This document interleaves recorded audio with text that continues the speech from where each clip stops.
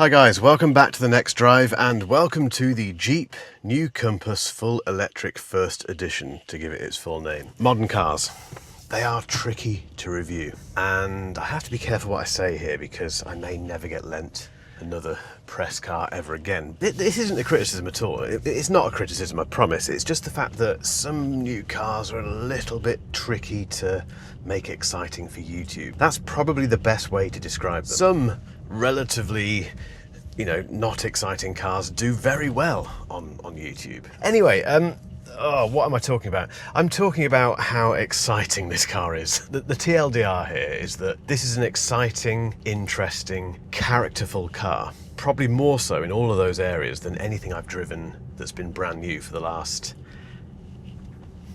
quite a while. I've driven and tested some fantastic cars, but yeah, this is genuinely interesting. Now, ironically, one area where this car isn't very exciting is the specs. So it has 213 horsepower, which by today's standards for an EV isn't very much. 345 newton meters of torque. It takes 8.3 seconds to get to 62 miles an hour, which again, in the world of super fast, biblically, stupidly, computer game fast EVs, isn't very quick. Top speed, 112 miles an hour.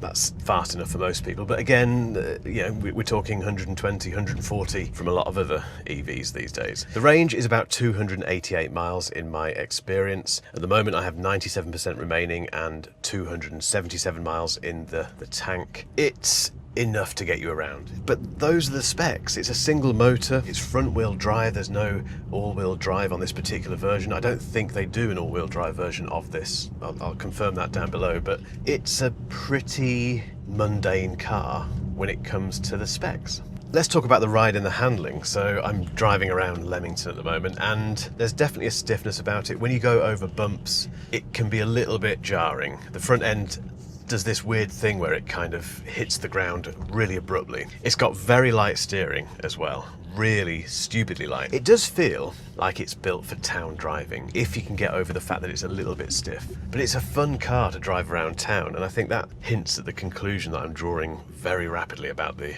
Jeep Compass.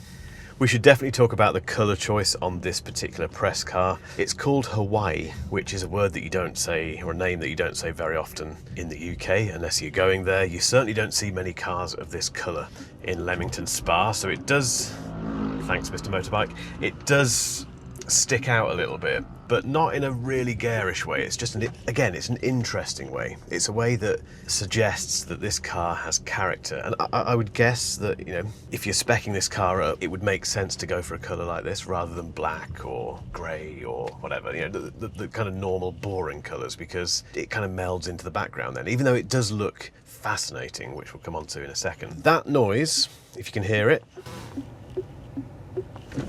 is the indicator.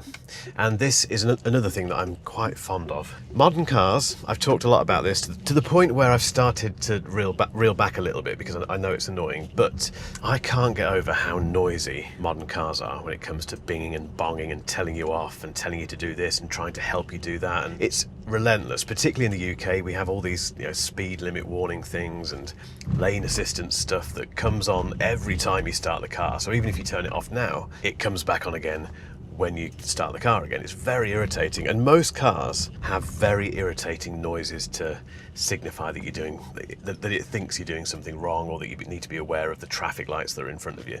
It's ridiculous. This car has to do that. So Jeep have no choice but to go along with these ridiculous rules and to have all this stuff built into it. But they have done it in a way that isn't annoying somehow. It's not even remotely annoying. And that indicator noise is the first indication, excuse the pun, that you're going to have a nicer time driving this car from a point of view of not being told off every 10 seconds. I dearly love that. And it's one of the first things that you notice about the Compass when you get into it and start driving it, that, okay, it makes noises, but just like the indicator noise, they're fun, they've got character. There's that word again. So what about performance in a 213 horsepower single motor front wheel drive Jeep? There isn't any really. There isn't really any performance to speak of. There's no, put your foot down and get that kind of Tesla snap your head back into the seat feeling. That doesn't happen. There's not enough torque or power for that to happen. If I put my foot down now, It's not slow at all. It's just this kind of progressive build of acceleration, if that makes sense. It just kind of gradually puts on speed, but in quite a confident, manageable way, a much more manageable amount of speed. This, I think Jeep understands that this car isn't going to be bought by, you know, George Russell. It's going to be bought by people who will take it down to the shops, who will take it on family holidays, who may have a farm possibly and need to get around the farm a little bit without spending loads of money on a Defender. And for that reason, when I put my foot down, it just does that. It's perfectly quick. It's quick enough for most people, I think, and there's a lot to be said for that. I don't care what you say in the comments that, oh, you can't be a proper car reviewer, how can a car be too fast? I don't care. I think you have to think about the people that are buying these cars, and you don't need that much power. Equally, the more power there is, the quicker that battery drains. Partly because you feel really tempted to keep putting your foot down, but this car doesn't have that amount of power, so it's going to be a bit more efficient, I would assume, and it's just enough.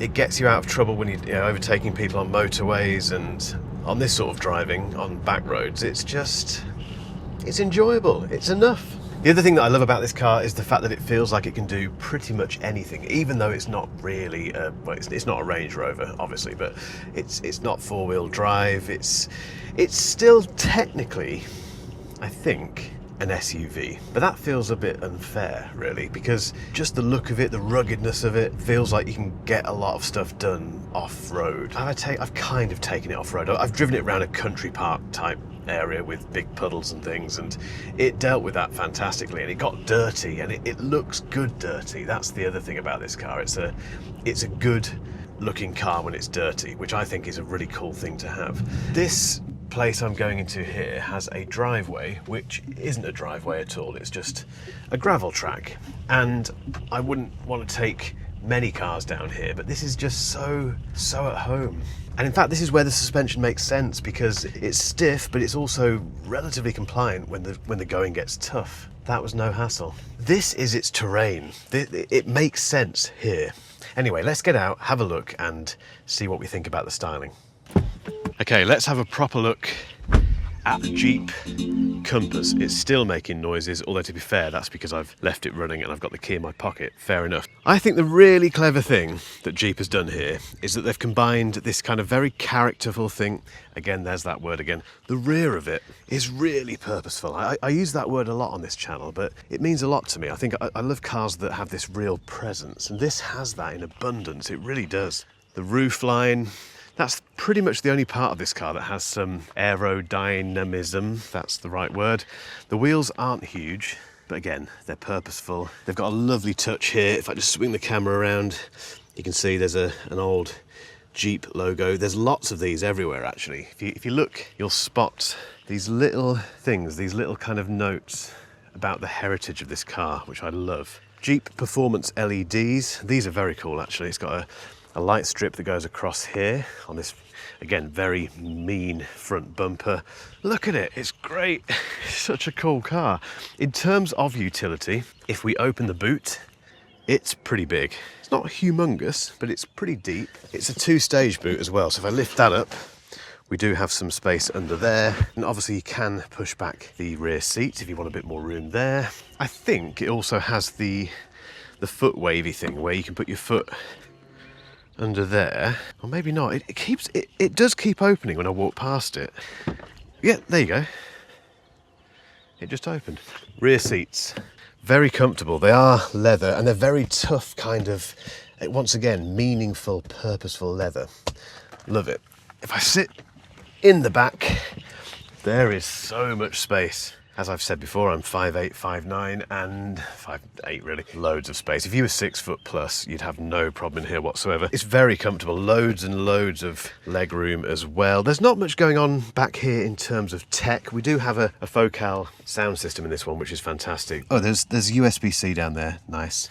We do have a pull-down thing here with a couple of cup holders, and Is that for your phone? I have no idea. If we switch to the driver's seat, it's a very nice place to sit. We have a very cool steering wheel, flat top and flat bottom. The display behind the steering wheel is great. It gives you enough information about driving. The main display for the entertainment and for the sat-nav, a good quality display, but the one thing I will say about it is that the system, the in-car entertainment system, let's just call it that, is really, really tricky to get your head around. It's just confusing. I don't like it at all. This car has massage seats. I don't know if this is an option. We'll come on to the pricing in a second, but they are very nice. If you've not experienced massage seats before, they are lovely. In terms of the rest of the interior with buttons and stuff, we do get some buttons. We get a nice chunky gear select here, which you push to go into park. There's a terrain select here. So if I do the terrain select, we get auto, which I've left it in, to be honest, snow, which I don't need in Leamington in June, sand and mud, and sport. If you have it in sport, it's a little bit quicker. The throttle response is a little bit faster, but that's pretty much it. Parking brake there, 2 USB-C, lots of storage, as you would expect in a car like this. So a nice hole here for your keys and things, 2 cup holders, phone charging, and a very big space in the center armrest as well.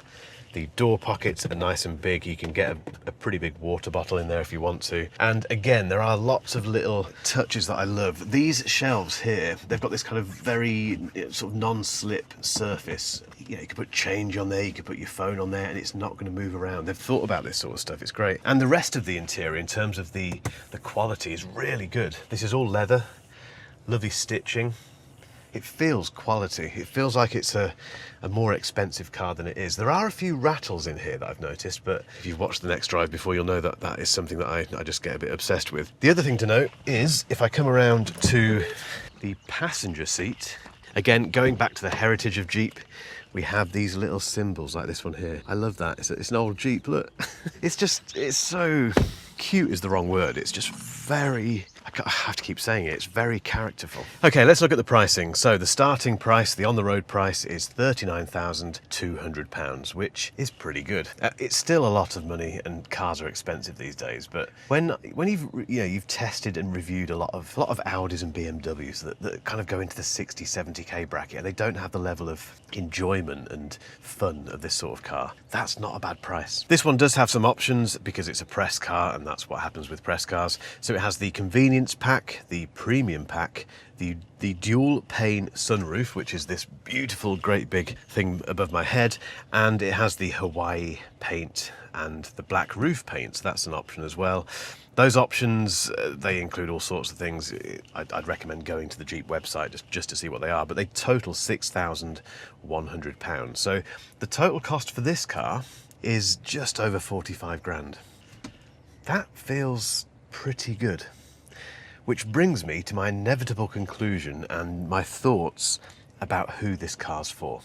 So, as I head down this gravel track again with no problems whatsoever, because this Jeep loves this sort of terrain, who is this car for?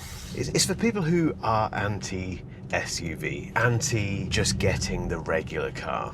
Because look at it. If you hate the idea of having something called an SUV or something that is known as an SUV, the Jeep Compass is such a good alternative, and it's really well priced. The other person who might buy this is just someone who wants a fun, characterful car. And for me, that's the biggest thing about the Jeep Compass. It's such a fun car. Being a car person, I love cars that you get to know as though it's a person. Cars that get under your skin a bit, and cars that just feel like more than just the sum of their parts, really. That is what I love about cars. It's what I've always loved about cars. And if that's you, you'd love this. Okay guys, it's over to you now in the comments. Let me know, would you buy the Jeep Compass? Would you not buy it? Would you buy something else? Do you get the whole characterful thing that I keep talking about, or is there another reason that you'd buy this car? Get involved down there, and if you haven't hit that subscribe button yet, you know what to do. Also guys, we have a weekly newsletter which drops straight into your inbox. It's completely free. You can unsubscribe at any time. You don't have to stay on the list, but I think you'll want to, because if you're into cars, go and check it out. The link is down below.